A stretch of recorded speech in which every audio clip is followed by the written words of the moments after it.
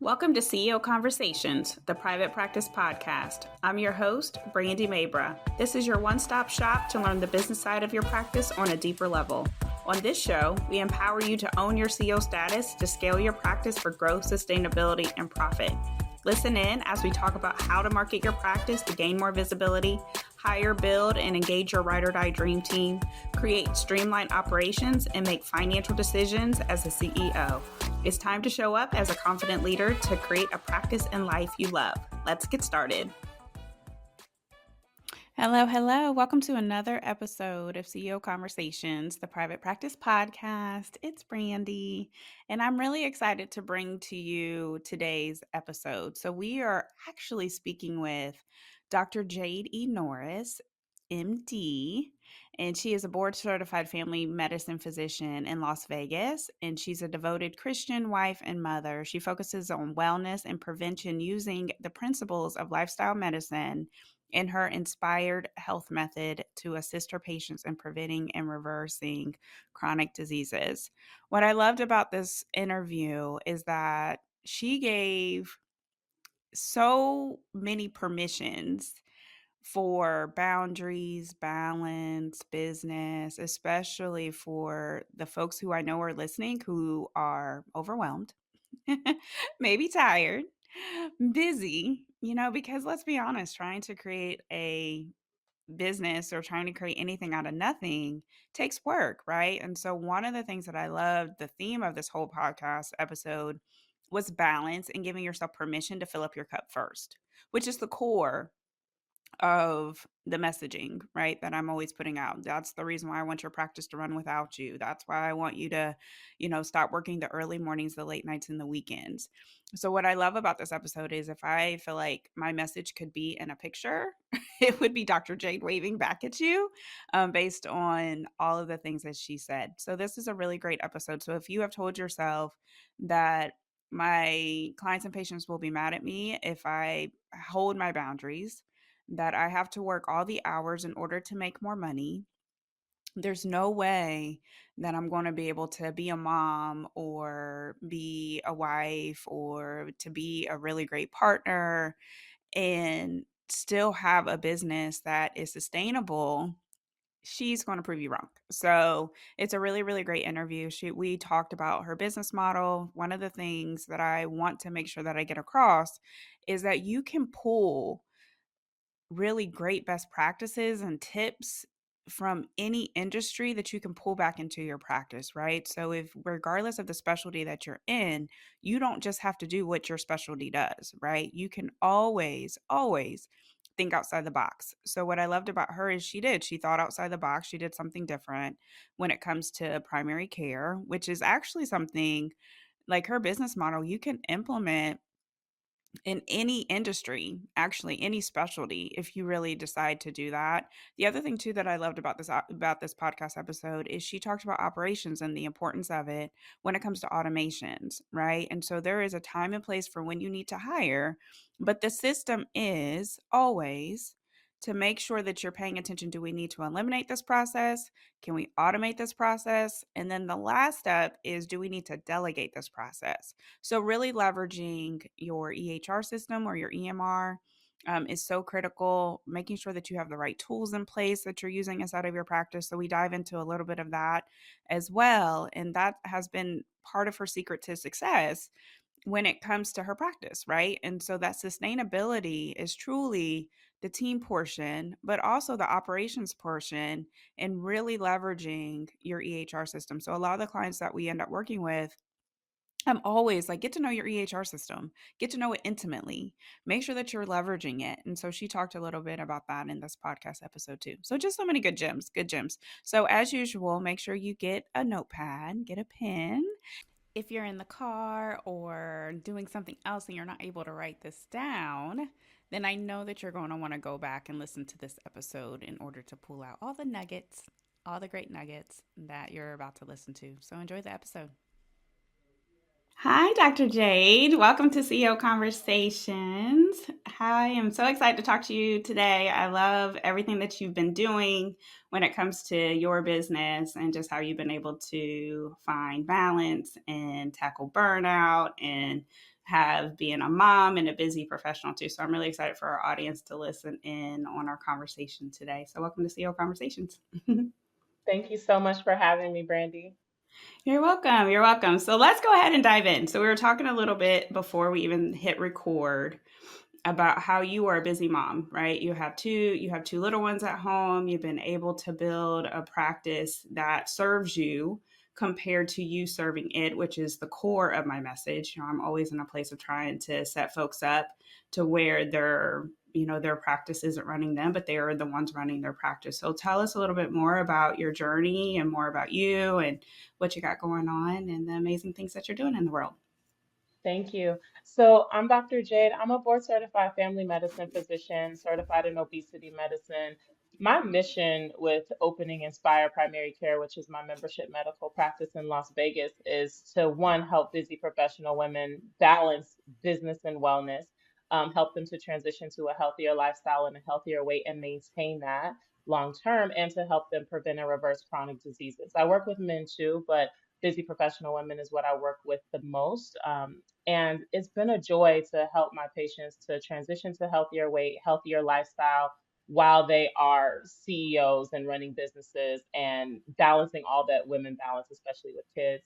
And a big part of that is doing it in my own life and being that example. So I have two little ones at the time of this recording. I have a 1 year old, Aaliyah, who's about to be 2, and Ava is 4, and they keep me busy. And when I opened my private practice, Aaliyah was 4 weeks old, maybe 5 weeks old. So it's been a busy time over the last 2 years opening this practice and growing a wellness community globally. And it's just been a joy. So a big part of what I love to do is to just let women know that yes, we can do this. We can grow businesses and also enjoy our private time. Our self-care is a big part of what I share as well.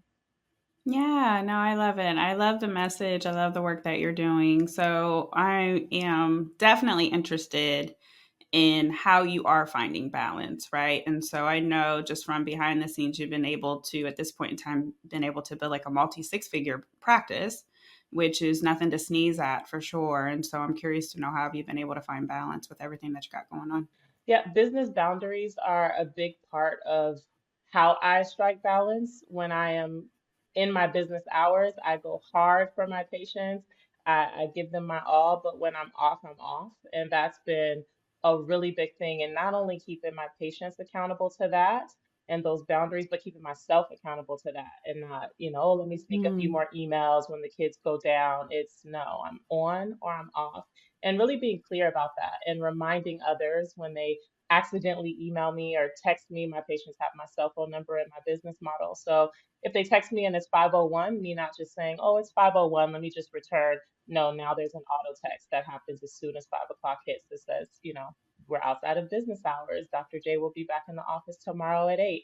So having those things in place, those automations in place, and helping my husband also helps keep me accountable because I do love what I do. So it's easy for me to try to sneak a little bit of things in after hours. But that has been great for me. And also having a morning routine that fills my cup before I pour out into others has been key and crucial for me. I tell people all the time on my socials that my morning routine is prayer and Peloton. So I start my morning with prayer, followed by Peloton. That really fills my cup, and then I'm ready to start pouring out to others and doing my girls' hair, getting them off to daycare, seeing what my patients need. But having those things in place regularly, taking weekends off, evenings off, those times are for myself and for my family. So having those clear boundaries has really helped everything to nothing gets dry. It's a continuous cup that's overflowing. Oh, I love it. I love it. So many things because I think when it comes to boundaries, it's really challenging. Like we talk about boundaries a lot, especially I think we give that to like the patients that we work with, or I know even for me, I'm always telling my clients, like, you have to honor your boundaries. What are your boundaries? And so what I loved what you said is like at 501, that automation response reminder comes on. And it sounds like that you've even partnered with your patients to set the expectation and to almost like train them, right? And so one of the things that I've always said throughout my journey in healthcare, like you have to train your patients on what the expectations are, how you are here to serve them, what the boundaries are. So how have you been able to honor your boundaries, because it's one thing to say, oh, I have boundaries. It's something completely different for you to have. And it sounds like too, like your family plays a role into holding with the accountability piece. But for somebody who might be struggling with honoring their boundaries and even know what the boundary is, because I know a lot of the folks who are listening, this is definitely a hot topic. What is your secret to actually at 501 not wanting to send the emails, not wanting to work a couple extra hours, but really giving yourself the time and grace that you deserve in order for you to fill back up your cup, so that way you can show up and more empowered when working with your patients? So what's your secret? My secret is really just knowing what you value. Mm-hmm. And I value my family time. I value giving my patients super high quality care. Like when you look at my website, my Google reviews, there's nothing but 5 stars. I value that Mm-hmm. because I really want to serve them the best with the best quality care I can. That's a part of my mission, right? So, and I can't do that if I'm burnt out. I can't do that if I'm not taking breaks. I just came back from a mini vacation with my husband yesterday and my family yesterday, took a day off, closed down the practice an extra day. Why? Because I needed to fill my cup and now I'm back to serve them 100%. So I shoot on all cylinders. I shoot for all A's. I mean, I think most doctors Yeah. do, right?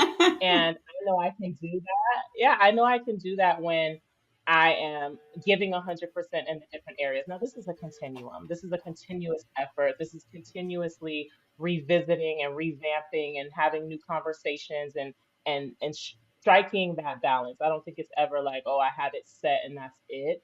It's a continuum, just like your health and wellness journey, right? I talk about that with my patients, right? Until we die, we're going to be working on our wellness. We're trying to maintain it if we're where we're at. And it's the same thing with my self-care and my business boundaries. I have a good template, right? I know what really fills my cup. I know I need to start my morning with prayer and Peloton, but that may not be what everyone else needs. They need Mm-hmm. to figure out what fills their cup before they start pouring out to others. I know I need a monthly spa day. I know Mm-hmm. I need evenings and weekends off. I know I need date night weekly with my husband. I know Friday nights are my little quote unquote girls' night with my toddlers, and that those are things that fills all of our cups in different ways. And we figured that out, and we figure out how to implement it, schedule it, stick to it, and then if we need to create new things, then we do that as we go. Yeah, I love it. I love it. So it sounds like that you're even giving yourself permission to change it if needed, just depending on what's happening as well. And when you're saying Peloton and prayer, the first thing that's coming to my mind is like PMP. Like I need my PMP time in order to be able to show up more empowered. So tell me a little bit more about your business model. I love your business model. I think that, one of the things, even when we're thinking about interviewing people or just looking at different practices, is outside the box thinking. And so for primary care, there's definitely different types of models that you can have. I don't think most folks think about, unless if they're in healthcare in primary care, they think about direct primary care when it comes to membership or concierge type medicine. So how did you come across your business model? Yes. So growing up, I always had an entrepreneurial spirit. I was always one of those kids who wanted to know how businesses grew, and Mm-hmm. my pediatrician had a private practice, and I knew I wanted to be a doctor. Starting at 4 is when I started saying it. So I thought in my mind, I want to have a private practice like my pediatrician had, right? But as we went through medical training, we are trained to say or think that, oh, private practices no longer exist. Insurance companies bought up all private practices. You just have to be an employed doc.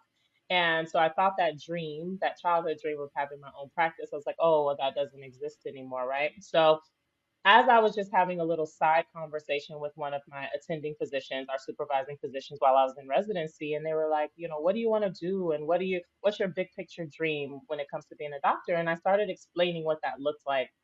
I want to be a community doctor. I want to help my patients with wellness. I want to be able to really spend time with them. I want it to feel more like that old school feel where they're like, oh, I just need to ask Dr. Mm-hmm. J. She's an easy call away type of feel. And I was like, I don't know how I'm going to do that, but that's what I really dream of doing. And she was saying, well, it sounds like maybe you want to do something like direct primary care. I had never heard of that. And I just went home and started binging all things direct primary care. Luckily, at that time, one of the blessings of COVID for me was that the national conferences were virtual and they were free for residents at the time. So while my colleagues were, working, I was over here binging and attending conferences virtually, which led to me doing business plans while I was in residency. And so for those 3 years of residency, like as a part time, I was like an MBA minor, while other people were, signing contracts to be employed. I was launching my business straight from residency, and so that's when I learned about membership medical practices, also called direct primary care practices. Concierge is a style of that as well. My practice falls more into the direct primary care, but that's when I heard about it, was during residency. I found mentors that did their practice and opened their practice straight from residency. They became mentors. I visited their practice. So I had that 3 years of residency where I was growing and figuring out how to launch a business straight from training. Oh, I love it. I love it. So I know with you, I read on your website when we were preparing for this that you specifically, part of your decision was because of the lifestyle that you wanted to have and because of your mom. So I'm curious to know, inside of your membership, how do you handle with having the different members? You said earlier that each patient, it sounds like they have your cell phone. What type of team support do you have to help you be able to implement your model? So a big part of my goal, because I already had, debt from my training, a big part of my goal was to really open a debt-free medical practice. So I figured out how to make that happen. That was a big part of what I was able to accomplish. I'm really proud to have a debt-free business and now be profitable, six plus figures from there. But I started my business with me and automations, Mhm. and I tell people and I share with people that you start with what you have. We don't wait for everything to be perfect. We don't have to wait for everything to be super profitable. I started my business with $10,000 that I saved for my residency money, and it grew and scaled from there. So I started with automations. Calendly was a big part of my business. MailChimp. I started with the free newsletter. My electronic medical record. It has everything built into one. So the text messaging, the email integration, all of that is built into the EMR. It does all of the practice management aspect for me. So all the patient does is put their credit card in when they sign up, and everything is automated to the first of the month from there. I just check my Stripe to make sure everything's going fine. So I built my business with me and automations. Mhm. That was it. Now I have an assistant to my practice who does like the onboarding and the phone calls and a lot of the administrative work, but I just hired her 3 weeks ago. So we're talking almost 2 years of business with me and automations. And now that there is an operations side of my business, payroll processing and all these different insurances and things, my husband is the COO of our business. Now he actually has operations to do for our business. But his role has really been developed over the last 6 months. And so we're growing it and scaling it as we go. But we just started with me and automations. That's how it went. Yeah, yeah, I love it. I think even with like the operational piece and making sure that you're utilizing like your tech is so important. And especially when it comes to a practice, I always think about like EHRs, right? Or EMRs. And so with that, leveraging it to its full capability for the automation inside of it, because it can definitely make a practice easier to run. You don't always have to have a person do a lot of the work. And so when you were thinking about workflows, processes, systems, how did you identify what you needed for automation and what's some of the technology? So you talked about MailChimp, you talked about Calendly. I'm curious to know how have you leveraged maybe even like your EHR system for the folks who are listening. So what's been the key for your automations to where you've been able to get by and just now hiring some actual people help? Yeah, the scheduling was a big part, right? I Mm-hmm. needed the scheduling to be pretty seamless. I needed people to be able to enroll. The website was huge. Okay, so that was something I did not skimp on. I did a lot of do it yourself as we opened, but that was something that I was like, the website has to be pristine, it has to be top grade A. That when they click and roll through my website, everything needs to be a seamless process from there. So my website designer was huge, and just making sure the website not only looked beautiful, but it functioned easily and integrated with my EMR, which is really her just putting a backlink right onto the website where it clicks and it goes through. But and also selecting the right EMR for me and my Mm-hmm. business. So that was a huge decision, an important decision to make sure I selected the electronic medical record that did have everything I needed all in one place. I know for me, I have some of my colleagues who use multiple components, like they'll have the EMR and then they'll use something else for texting and they'll use something else for email. For me, I needed and desired one system that had it all built into one. I needed it to be as simple and streamlined as Mhm. possible. And I found the EMR that was the right fit for me. So when I tell you the billing, the texting, the emailing, as the medical record, the prescribing, everything is all through my EMR. So it's literally my website, my laptop, Calendly, and my, yeah, that's pretty much it. And it's very straightforward. And I built all the automations so my patients get the text reminders and email reminders the day before, the hour before, all of that. I don't have to think about any of it. I set it and forget it. So I did all that work on the front end. Good, good. What EHR system do you use, if you don't mind sharing? Yeah, so what I use now, and it's specifically for membership Mhm. practices, it's called Hint All in One. It used to be called Arrow DPC. It was recently acquired by a company called Hint, so now it's called Hint All in One. So that is the EMR I use. It works really well for me. Okay, nice, nice. So tell me more about mission and vision. So what are you growing into, especially I know that you have some special things coming up and on the wellness side and the work that you're doing too. So tell me more about the direction that you're moving. Yeah, so the mission for my practice is helping to prevent and reverse chronic disease, transitioning to and maintaining your healthiest lifestyle. And everything I do and everything I add and scale has that mission at heart. And this all started with when I first was in med school, I thought I wanted to be an OBGYN, an OB-GYN. But then I sat in my medical school lectures, and almost every lecture as we went through the different diseases, almost everyone was tied to obesity, Mhm. and almost every chronic disease, people of color, African American people were number one or highest up on the highest on when we broke down the epidemiology of chronic diseases. And I found that to be frustrating. And I'm a woman of faith, and God told me, well, if you're mad about it, do something about it. And I just shifted my whole, I I shifted love my when God whole. steps in, like, listen, listen. If Yeah, you, yeah. Stop sitting over here boiling about the fact that blacks are number one. Like, stop being mad and do something about it. And so I shifted my whole passion from OB-GYN to primary care and family medicine, and with a wellness focus. That's a big part of what I do. So I do personalized wellness plans in my practice. I do wellness events in Las Vegas. We have Sweat with the Doc is our upcoming Mhm. CrossFit event coming up this weekend. But I do these free wellness events. We've gone hiking, we've gone dancing, we've done African dance together. And it really started building into something more than just my medical practice, because a lot of people that would attend the wellness events were not necessarily my private practice patients. And they say, oh, well, my primary care is covered, but I need this wellness and I need a community of people where I can be accountable and have different ways to have fun getting fit, right? And which is a big part of what I try to make it fun for people. And I try to give people different ideas on how to make wellness a part of just a continuum and not like a fad diet.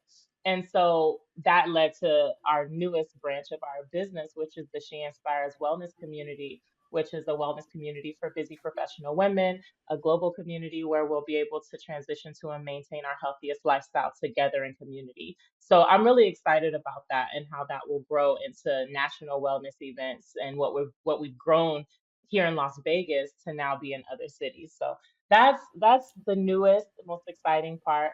And definitely for any of your listeners that join the She Inspires Wellness community, if any of them are interested, we do have a discounted membership available Black Friday until December 1st. So anyone who joins before December 1st will have a half off grandfathered membership rate to our community. Yeah, amazing, amazing. One of the things that I always preach is the burnout piece, the balance piece, making sure that you're filling your cup up first, especially when you're trying to grow a business.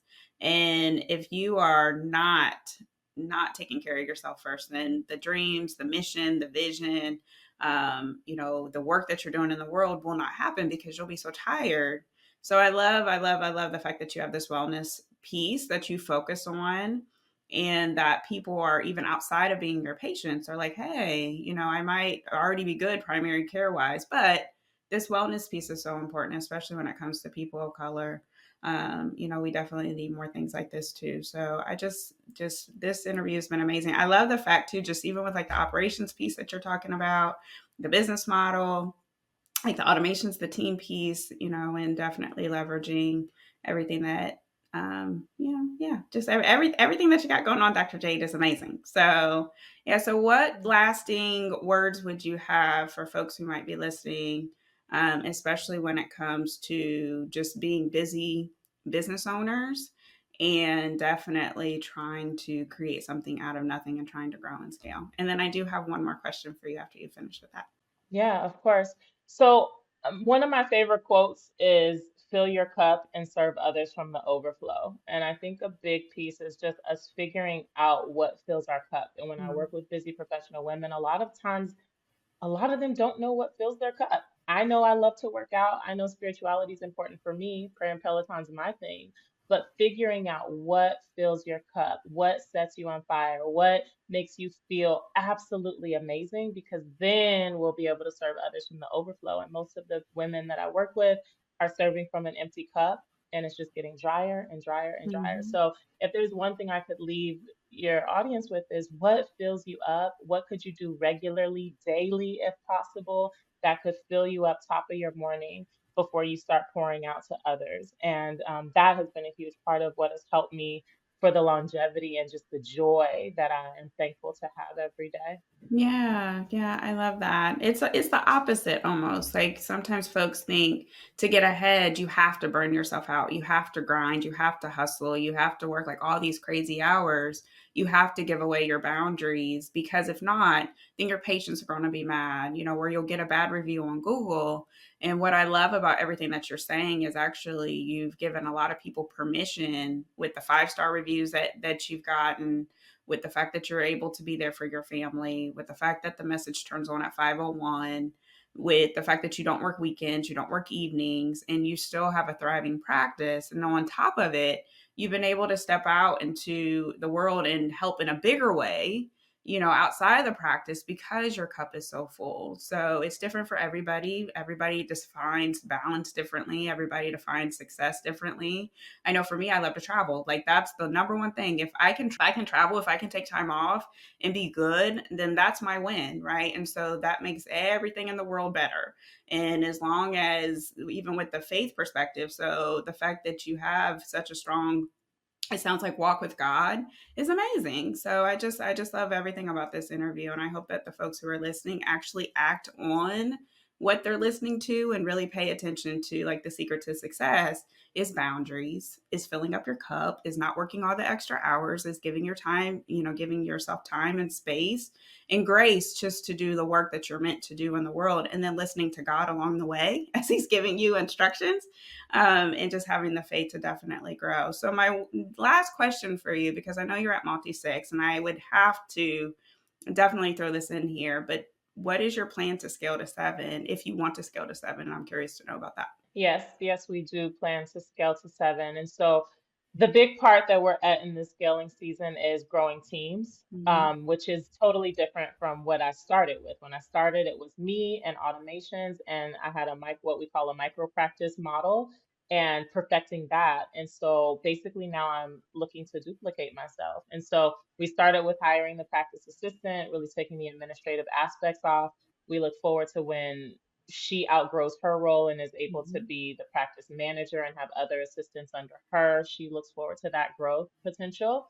And for me, I'm now looking at other residents. I've been having conversations with other residents that are in training who are interested in not being employed doctors who may want to possibly join our practice straight from training. And I can then show them what I've been able to do, and they can grow and eventually have their own space under our model. Franchising is also on the table. Have lots of female physician friends in other cities who don't necessarily want to start this from scratch, but love what I'm doing and may want to join the movement. And so those are all things that are options. Definitely in Las Vegas, I'll be adding other physicians to our practice next year since my patient panel's almost full. I'll definitely be full in 2024 for my patient panel. And so then I'll be able to grow one physician's panel at a time, and we'll grow from there. Yeah, I love it. And I love it. When I looked at your business model, I was telling my director of operations, I was like, she's at multi six. She needs other providers in order to get to 7. And then, of course, when it comes to operations, that's definitely because you're so strong in it, that's going to be amazing. And so, with the team and the franchising, all of it. And so, when you start to talk about franchise and different providers, it's more of a multi-million-dollar business model, right? That you're sitting on too. So, I just love it. So, great job. Great job. Thank you. A lot of growth potential. Yeah, a lot of growth potential. Yeah. So where can folks find you? Yes, so social media, Instagram at Dr. Jade MD, DrJademD. If you're interested, if you're in Las Vegas, inspireprimarycare.com. No I in front of Inspire is how you find me. But Dr. Jade MD at Instagram is really the hub of all of our social media, and the information on how to join the She Inspires Wellness community is also at Dr. Jade MD. Great, great. I know you'll definitely be getting some folks. All right. Thanks for having me. You're welcome. Thanks for listening today. I hope you enjoyed the episode and it empowers you as the CEO of your practice. If you enjoyed the podcast, please make sure you subscribe, share the message, and leave a review. If you want more information and support in growing and scaling your practice, click the link in the show notes to take advantage of our free resources or apply to work with me directly. Thanks again, and I'll see you next time.